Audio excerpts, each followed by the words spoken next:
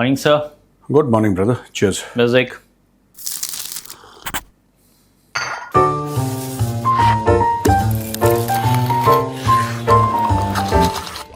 Cheers. हाँ. सिर्फ पाकिस्तान में ना ऑपरेशन सिंदूर का हैंगओवर उतर रहा है, ना ही वेस्ट बंगाल चुनाव को लेकर। वेस्ट बंगाल चुनाव में बीजेपी की जीत हुई।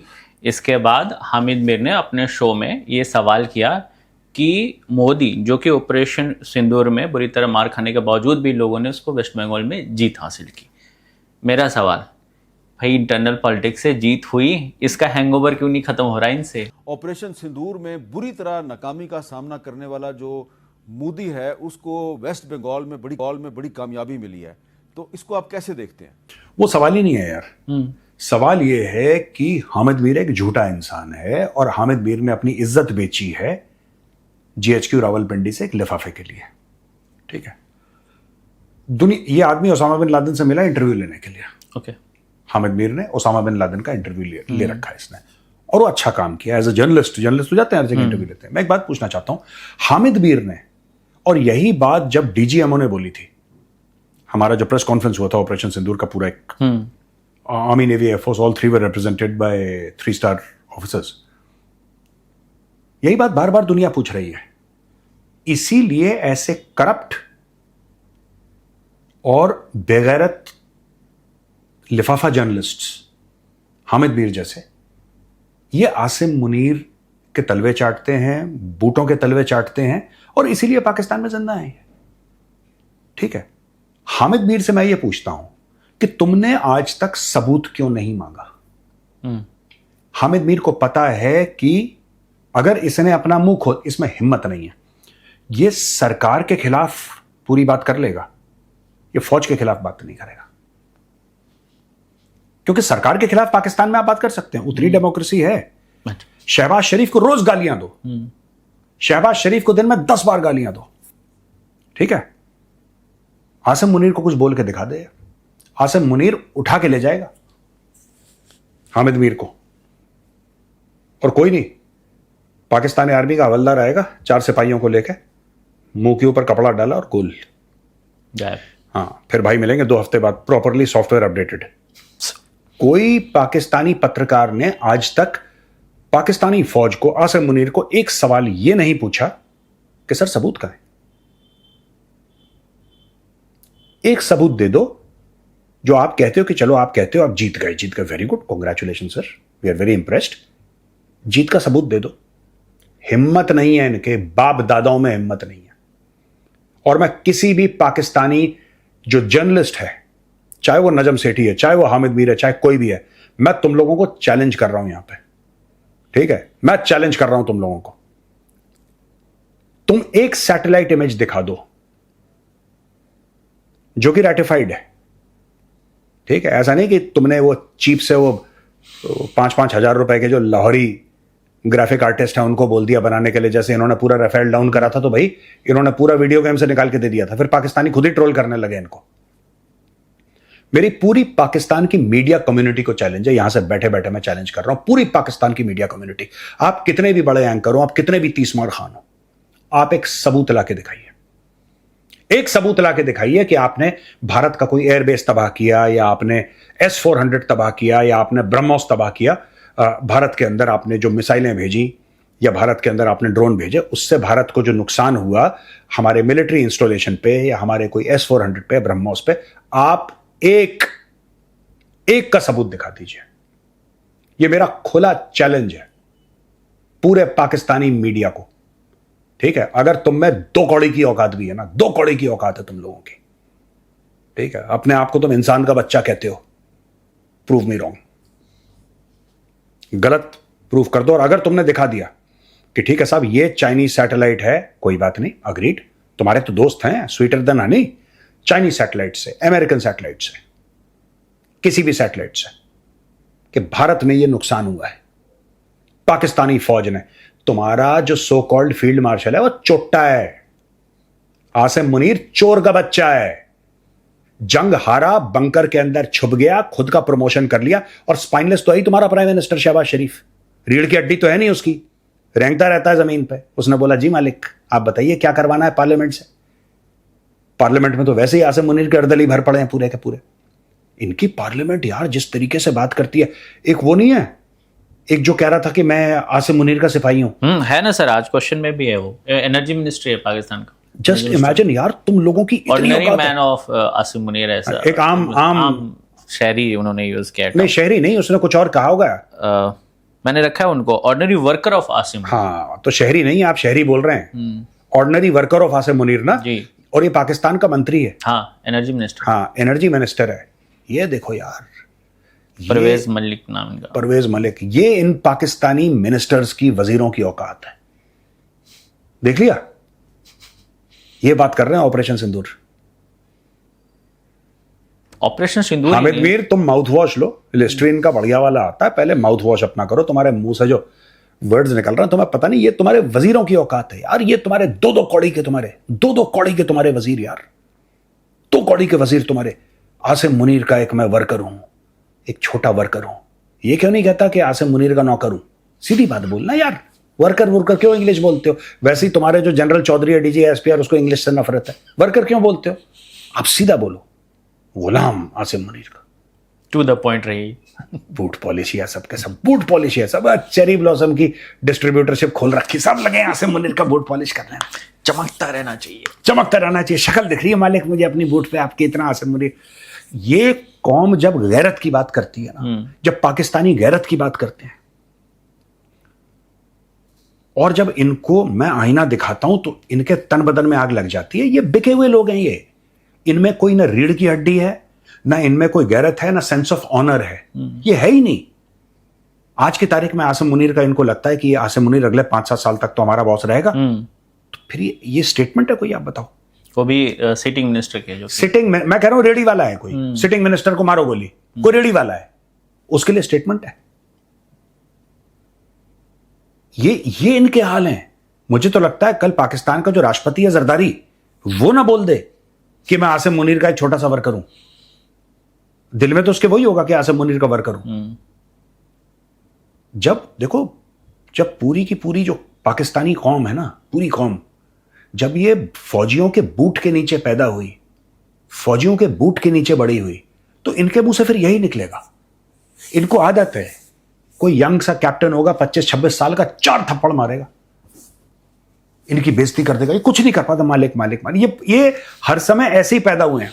वर्कर वाली फीलिंग में रहेंगे कि भाई है तो हम लोग। वर्कर एक बहुत अच्छा आदमी होता है। हाँ, लेकिन वर्कर एक इज्जतदार आदमी होता है।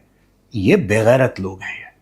इनको कोई भी, अब जैसे आ गया कोई फौजी, ठीक है ना, कोई फौजी कहीं पे चला गया, ये कहते नहीं हम अपनी बड़ी फौज की, ये इज्जत नहीं है, ये डर है। इज्जत और डर में फर्क होता है, ठीक है। ये ऐसे इनका गला सूखता है ऐसे। एक यंग मेजर था या कोई, मैंने पढ़ रहा था उस स्टोरी कोई इंटरनेशनल मीडिया की, जब परवेज मुशर्रफ ने टेक ओवर करा था, that young major was wearing civil clothes, और अपने उसने कुछ फौजी लिए, वो पीटीवी के चेयरमैन के अंदर, ऑफिस के अंदर घुस गया, और उसने बोला कि सर बहुत वो जरा मैडम नूरजहां के तराने वतन के सजीले नौजवान बजाना। तो जैसे वो गाना सुना, पाकिस्तानियों को पता लग गया कि यहाँ पे मार्शल लॉ हो गया। जब मैडम नूरजहां गाती हैं, पता लगा मार्शल लॉ लग रहा है पाकिस्तान में, और डर के मारे गला सूख गया सबका। उसने निकाला गाला, खाली गाली करा।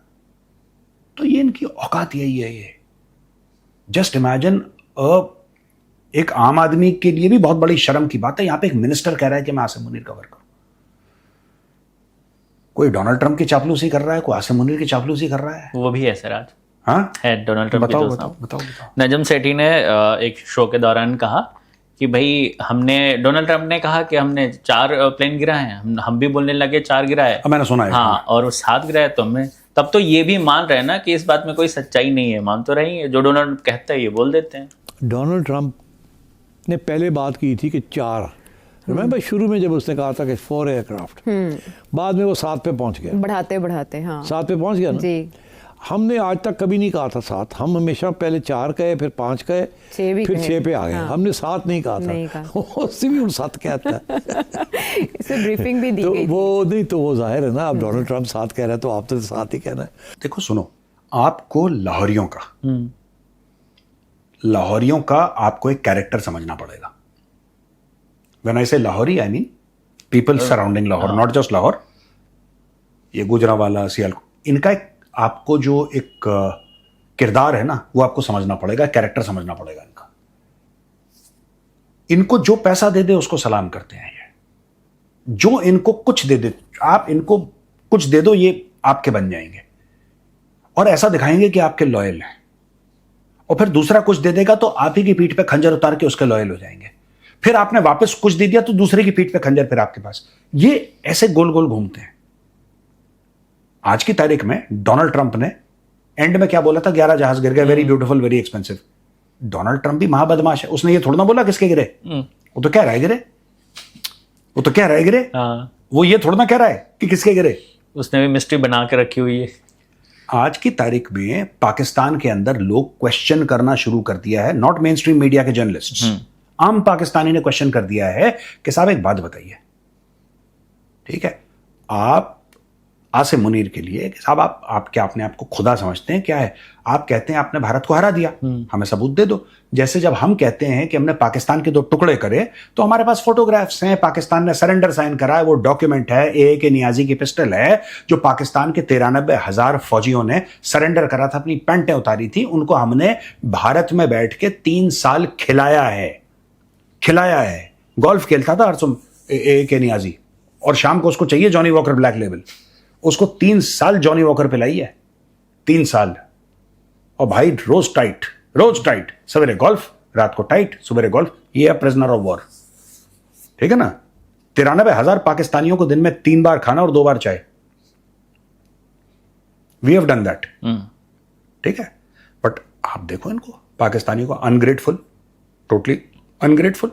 उसमें भी झूठ बोल रहे हैं, वो तो हम जीत गए थे लेकिन कुछ साजिश हो गई। क्या साजिश हो गई भाई, तुम्हारे जनरल ने हथियार डाल दिए, इसमें साजिश क्या हो गई, कि नहीं साजिश थी, कोई साजिश थी, तो यार लाइक दैट, तो रूहानी ताकत वाली साजिश होगी सर। उसके अलावा सर पाकिस्तान जो है ना, वहाँ पर पेशावर क्रिकेट स्टेडियम में एक वीडियो सोशल मीडिया वायरल हो रही है, उस पर उन्होंने एसएसजी के कमांडो को इकट्ठा किया, एक डेमो दिखाया और उसमें दिखाया कि हमने कश्मीर पर फतेह पा ली, और ये वीडियो सोशल मीडिया पर बहुत वायरल हो रही है। लोग कह रहे हैं कि ये स्टेडियम में ही कश्मीर जीत गए, सो दे आर शोइंग इट। अभी भी पब्लिक को ये सच नहीं बताते। नहीं, पब्लिक खुश होती है, ये जो आर्मी है, पाकिस्तानी फौज ऐसा क्यों ड्रामा करती है, क्योंकि उनकी पब्लिक बेवकूफ है। पाकिस्तान की पब्लिक पढ़ी लिखी थोड़ा ना है। मैं बार बार यही बात तो कह रहा हूं कि इंडियन ऑडियंसेस समझ जाएं कि बिल्कुल अंगूठा टेक, उनको कुछ नहीं आता। उनका स्टैंडर्ड ऑफ एजुकेशन इतना खतरनाक है, पाकिस्तानियों का इतना खतरनाक है कि भाई उनको एम्प्लॉयमेंट ही लश्कर तैयबा में मिलती है, वो प्लेसमेंट ही वही होती है। हाँ, क्योंकि सिर्फ बटन दबाना उधर, और बटन दबाने के लिए एजुकेशन थोड़ा ना चाहिए। आपने 5 4 3 2 1 बूम, इसके लिए क्या एजुकेशन चाहिए आपको? तो वो स्टेडियम में कश्मीर फतेह कर देते हैं। उनका जो डीजीआई एसपीआर है वो कहता है कि अगर तुम पानी रोकोगे हम तुम्हारी सांस रोक देंगे, फिर सांस रोकना भूल जाता है। सर आपने याद दिला दिया, एक गहरी सांस ले ली जाए। ले रहे वो कहता है कि अगर पानी नहीं बहेगा तो खून बहेगा। बिल्लो कहती है, बिल्लो गायब है आजकल, बिल्लो कुछ बोल नहीं रही। बिल्लो ने तो ये बोला था। हाँ, कौन ऐसे आता है? हाँ, नहीं वो नहीं, अरे you are mixing up 2 things. वो भी बोला था सर, वो बोला था, लेकिन मैं उसकी बात ही नहीं कर रहा, मैं तो बात किसी और चीज की कर रहा हूँ। मैं बात कर रहा हूँ इंडस वाटर ट्रीटी की, जब भारत ने रोका था तब बिल्लो ने बोला था कि अगर तुम यहाँ पे पानी नहीं बहेगा तो खून बहेगा। फिर उसने बोला ऐसे कौन आता है रात के अंधेरे में, चोर आते हैं, डकैत आते हैं। तो यार ये नेचर है इनका, और आप इस नेचर का कुछ नहीं कर सकते। You can not do anything regarding this Pakistani nature. आप वो है ही ऐसे, कोई चेंज होने की उम्मीद नहीं है। वो चेंज होना नहीं चाहते।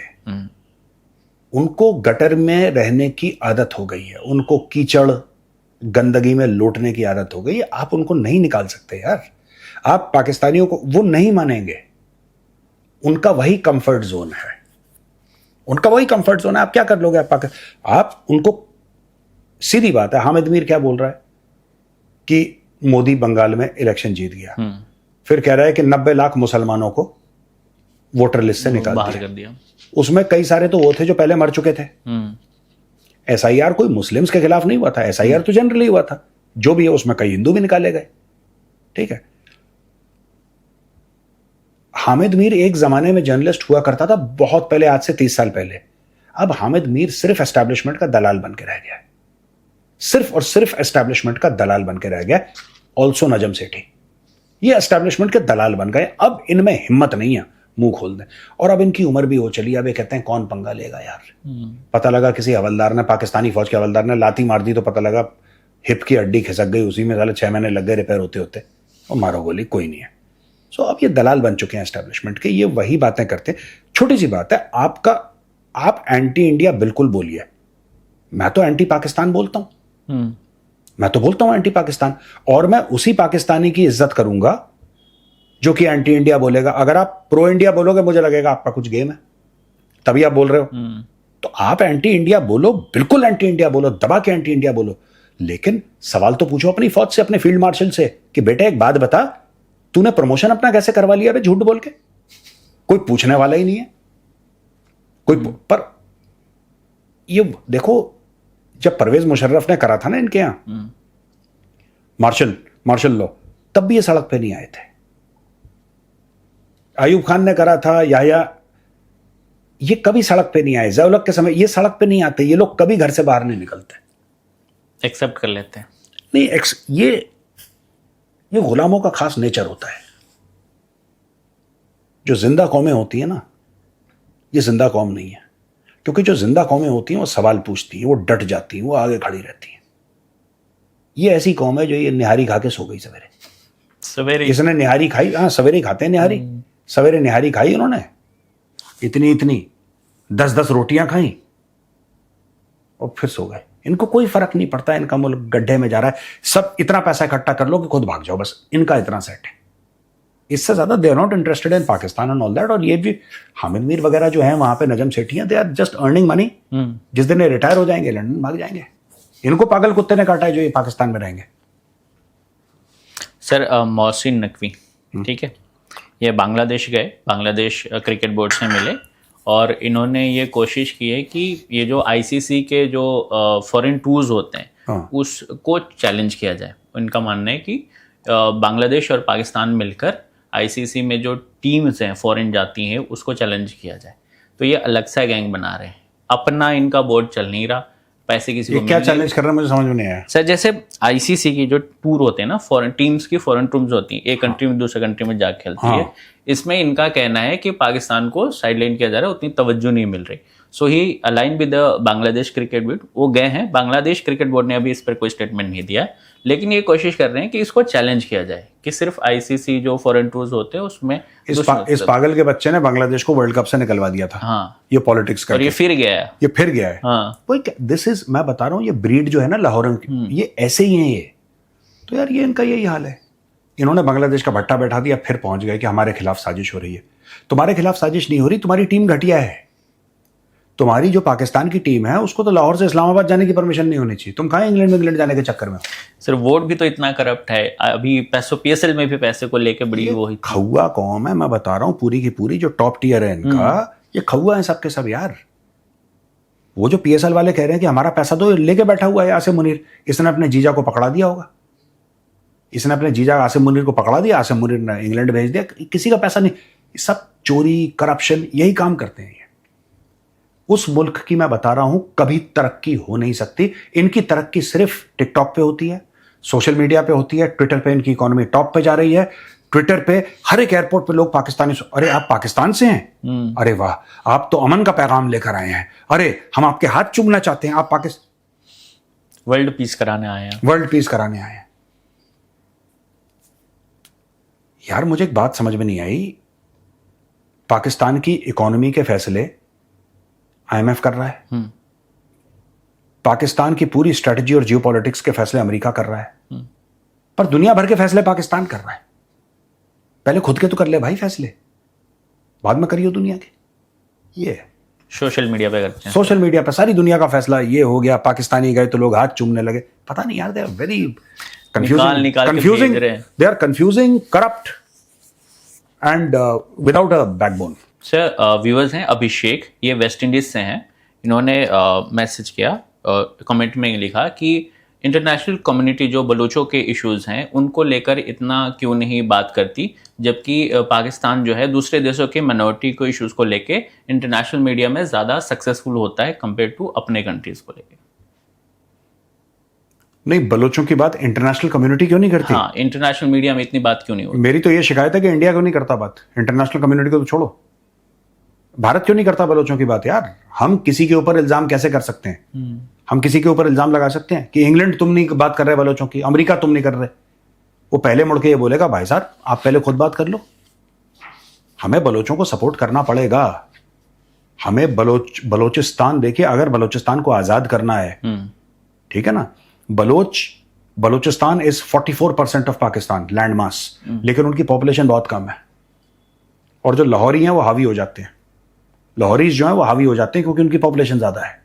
फौज में लाहौरी, आप देखो पाकिस्तान के जो मिनिस्टर्स हैं, प्लीज मैं लोगों को एक बात कहना चाहता हूं, जो पाकिस्तान के जो मिनिस्टर्स हैं या पाकिस्तान के जो टॉप कोर कमांडर्स हैं, आर्मी चीफ हैं, ये कौन से पाकिस्तानी स्टेट के रहने वाले हैं? जरा आप लिखिएगा कमेंट्स में, पता लगा कि कौन से स्टेट के हैं ये। पाकिस्तान में 4 स्टेट है ना, खैबर पख्तूनख्वा, बलूचिस्तान, सिंध और पंजाब। ये कौन से स्टेट के हैं? तब आपको पता लगेगा कि पाकिस्तान में स्कैम क्या चल रहा है, चोरी क्या चल रही है, डाका क्या है। तो भाई सबसे पहले भारत को मदद करनी पड़ेगी। अगर बलूचिस्तान को आजाद करना है तो India has to give financial, diplomatic and political help. Balochistan की आवाज, भारत को बलूचिस्तान की आवाज बनना पड़ेगा।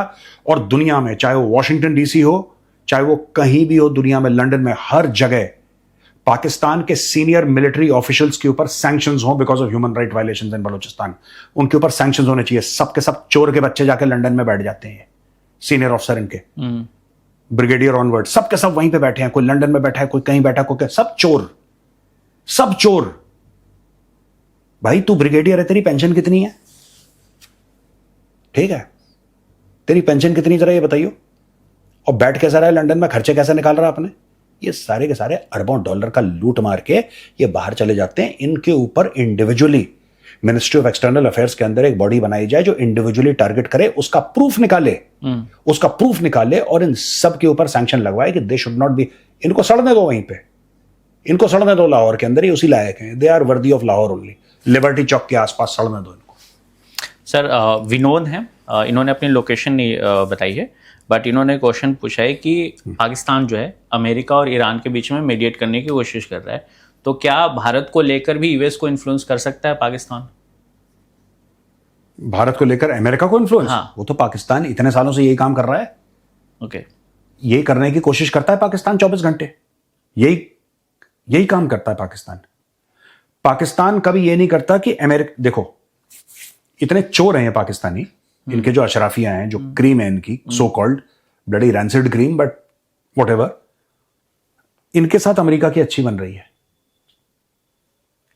किसी जर्नल ने यह बोला अमेरिका से कि यार हम आपका इतना काम कर रहे हैं, आपने बोला इसमें पढ़ो, हमें आपसे कमिटमेंट चाहिए कि पाकिस्तान के अंदर जो MIT है, Massachusetts institute, one of the top engineering colleges of the world, MIT के लेवल के, आप कुछ मत करो, सिर्फ एक इंस्टीट्यूशन खोल दो हमारा, हम आपको फ्री में जमीन देते हैं 1000 एकड़ की, MIT के लेवल का एक इंस्टीट्यूशन पाकिस्तान में खोल दो।